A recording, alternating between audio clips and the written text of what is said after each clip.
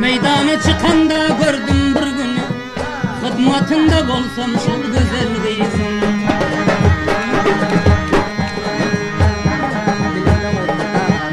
Dilimde koyuptur dağı armağanı, kurbanı bolsam ben şol güzel kızım.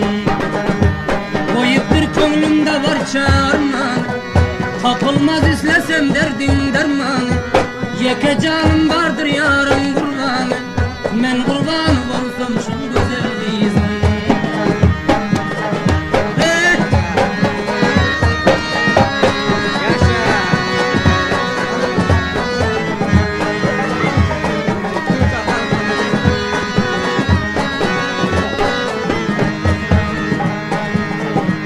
Şimdi tarif etsem sıkkı dil bilen, ey Hudaya ayra saldın gül bile.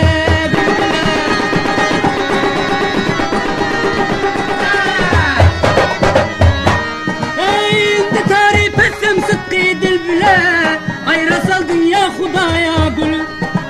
Koçanın ötende eyle bel bile, koçanın ötende emle bel bile. Nazine kurban men şol güzel kızım, nazine kurban men şol güzel kızım. Sazına kurban men şol güzel kızım, yazına kurban men şol güzel kızım. Bazına kurban men şol güzel kızım, ağzına kurban men şol güzel kızım. Rahman şair şairlerden ötürde, Hancı şair eşlik şiiri çatırdı. Şunlardan bir kızını yatırdı. Şair bunu.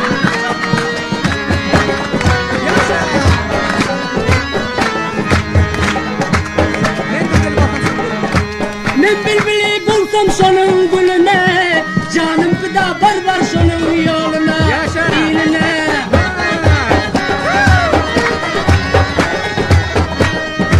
Men bilbili bulsam şonun gülüne, canım fidası ver yarım. Bir gün çıktı almalı eline, bir gün çıktı almalı eline. Almasına kurban men şol güzel kızım.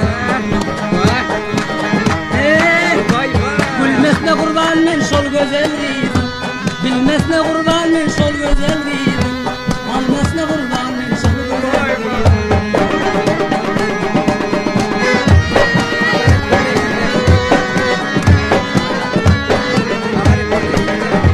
Almeken acayip kızıldan sare, bilmeyen ol güzel kimin yare. Şükür reis daim tuttuk pınare, görüp kaddı boyun şol güzel kızım.